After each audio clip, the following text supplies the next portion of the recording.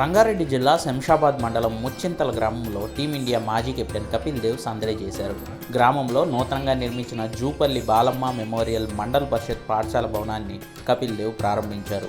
My home సంస్థ vice chairman Jupally Jagapathi Rao, ఖుషీ foundation నిర్వాహకులు హాజరైన ఈ కార్యక్రమంలో కపిల్ విద్యార్థులను ఉద్దేశించి ప్రసంగించారు. పేద విద్యార్థులకు చదువును అందిస్తున్న ఫౌండేషన్స్ నిర్వాహకులను ఈ సందర్భంగా కపిల్ దేవ్ ప్రశంసించారు.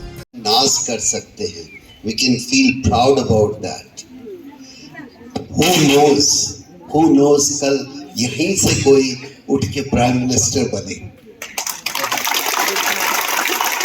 चीफ मिनिस्टर बने और बड़े बड़े पोजीशन में हिंदुस्तान के आए, क्योंकि एजुकेशन होगी तो आप हर जगह पहुंच सकते हैं.